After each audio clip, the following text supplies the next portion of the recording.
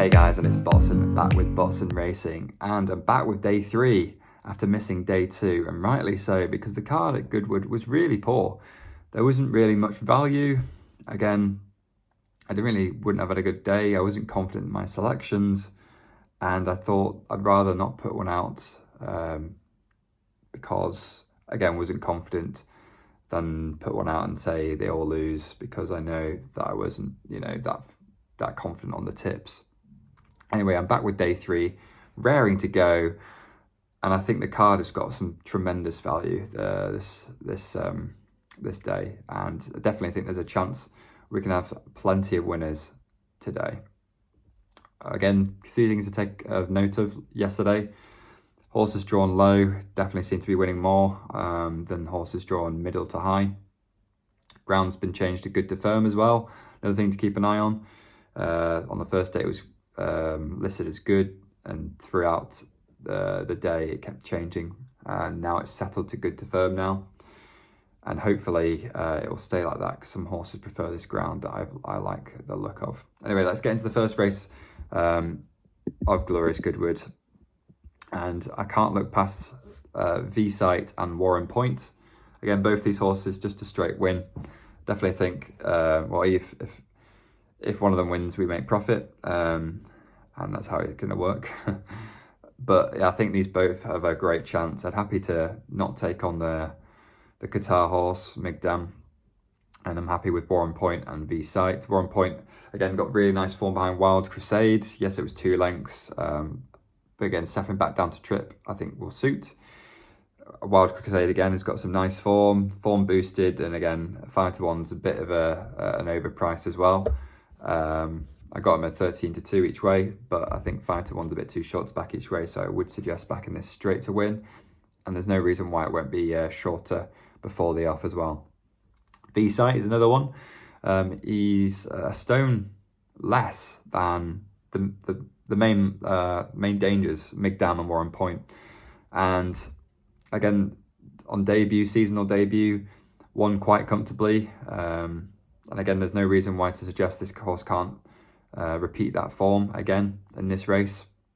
Holly Doyle on board. Again, she's not really had that good of a festival so far, so hopefully she can kick off her day with a winner. She's got a few nice horses lined up today, and hopefully she can kick us off with V-Sight winning. And again, no reason to just not. She's getting a stone off of the others, and won very, very nicely last time out. So yeah, V-Sight and Warren Point. Moving on to the next race, and it is the Richmond Stakes, the Colts 2-year-olds race. And the 2 horses that I like in this race are Royal Scotsman and Marshman.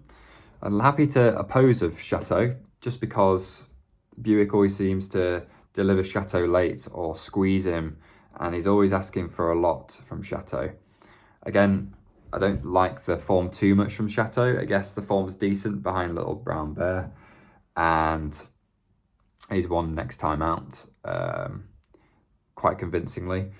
But he always seems to get in a bit of a situation where he's asking with half a furlong left to be juiced very late. And again, you can't be doing that against Royal Scotsman, and that'd be the reason why he's 11-8 and not 2-1, and Chateau's not 5-2, just because Chateau's always seem to be getting a poor ride, and the form of the Coventry's pretty nice as well for Royal Scotsman.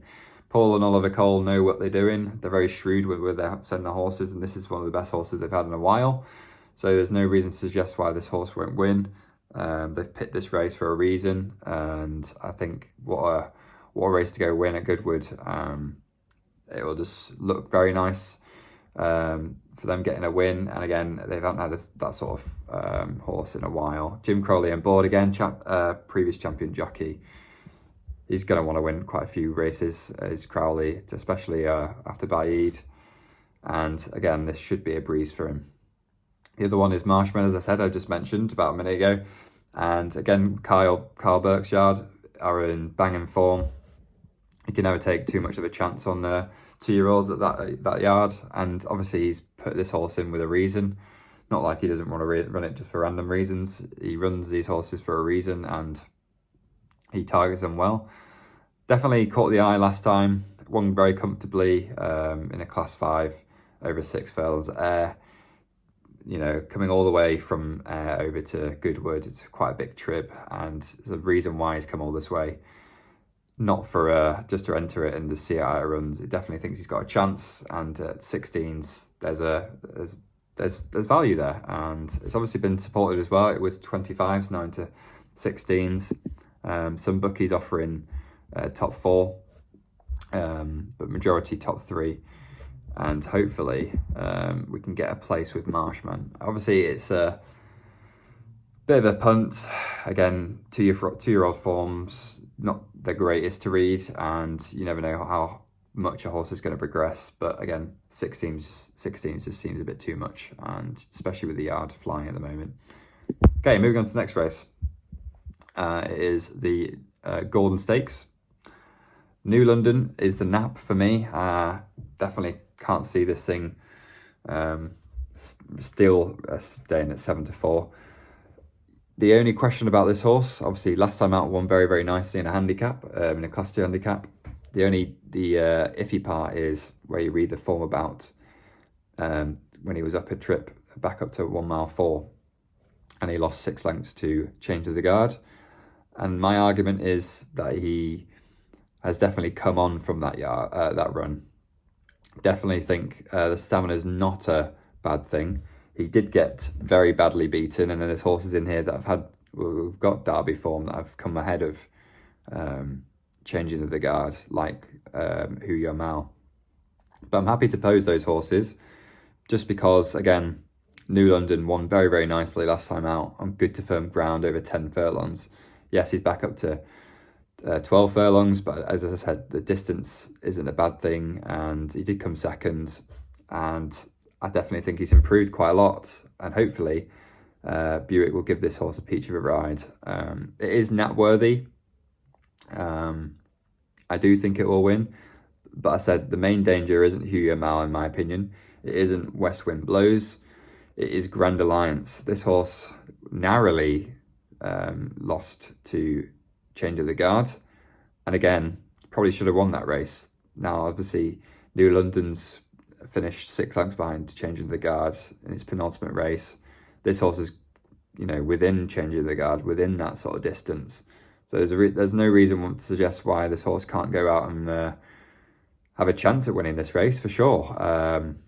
Again, 11-1 is very, very big. Hun last time out as well. So if it sort of runs straight, again, should run very well. And it's drawn low as well, drawn 3. So again, a lot of positives to take from there. Danny Teddope as well is having an incredible season of racing. So a jockey you want on board as well. Okay, moving on to the next race, the feature race. It is the Nasu Stakes. And the two in here that I like are Concert Hall and Nashua. Nashua gets your money back. Concert Hall places, you're laughing. If it's the other way around, if Concert Hall wins, then there we go. It's big money. But yeah, 8-1 for Concert Hall. This horse has finished 4th in the Oaks. Nashua has finished 3rd in the Oaks. So again, why is there a reason that Concert Hall is 15-2 and Nashua is 5-4? Explain that to me.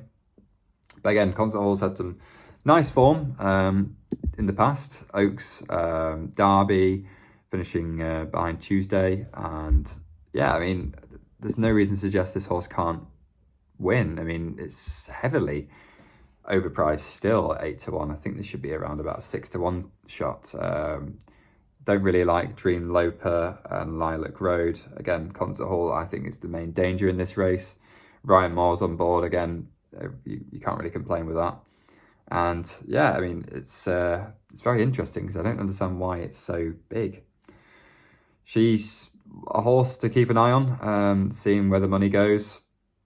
And again, fingers crossed, Concert Hall can be delivered late and win for us.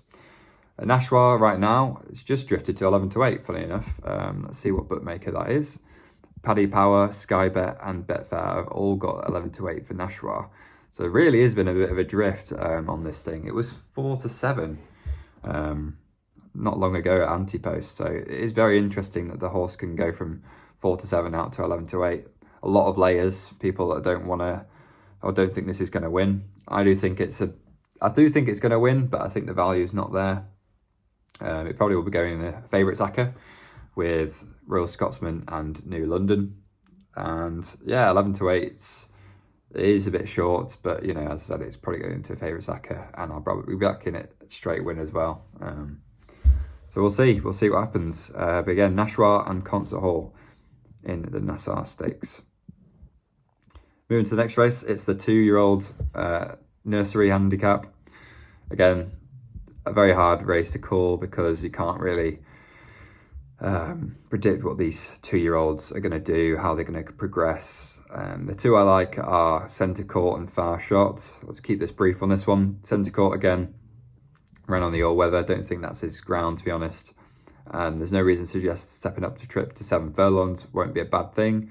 Rated 77, definitely more likely to improve that rating.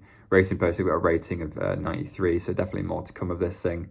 And again, pedigree on the dam side suggests that there's no reason to the step up and trip won't suit. And again, 6 furlongs on turf on debut, won by half a length.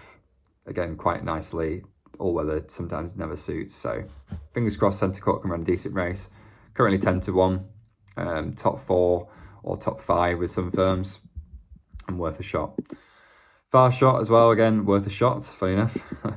I like Blatant, and he's finished a net within Blatant. So again, a nice bit of form, and again, Tom Marquand and John Gosden trained. And again, definitely think this horse has got a good chance of winning. Disappointed at Ascot. Yeah, I mean, it is what it is. Maybe the step up and trip again will suit, running over the minimum trip at Ascot and then running over 6 last time out just behind Blatant. Maybe 7 furlongs will be a good thing, and will look like an idiot if 11 to 2 and he goes and wins by 3 or 4 lengths. Just because, again, you don't know if this horse will progress up to 7 or just tire out. So just back in this straight win, and then Centre Court each way at 10s. Moving on to the penultimate race of the day, and it is Get Ahead and Ballet Steps for me in these two. Class 3 for 3-year-olds, 0 to 95 rated. Get Ahead's one of the highest rated horses in this race. Currently 7 to 1 with majority of 13 to 2, 888 Sport, 7 to 1, the only firm out there with 7 to 1.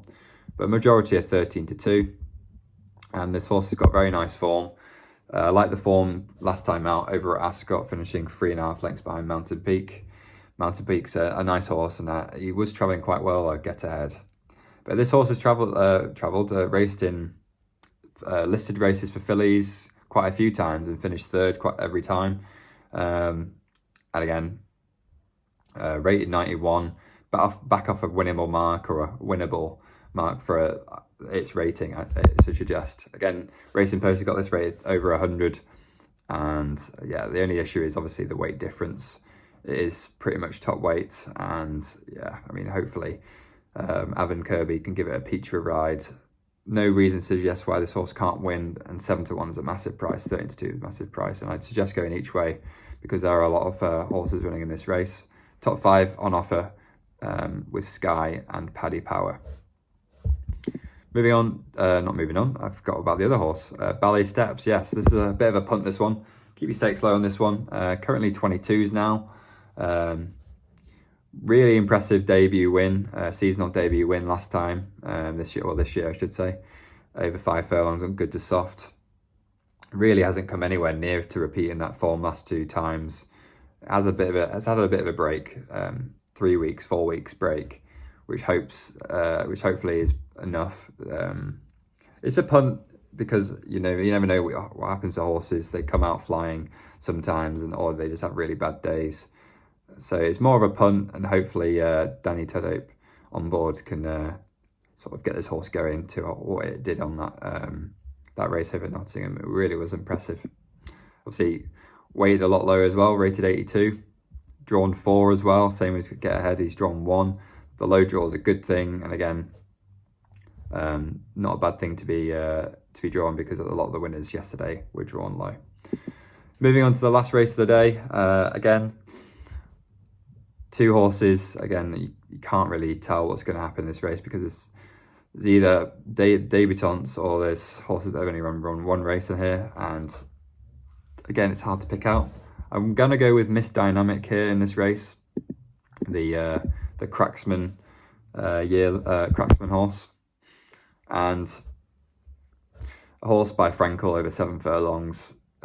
Usually do well. He's a bit short in the market. 4-1 is a bit short.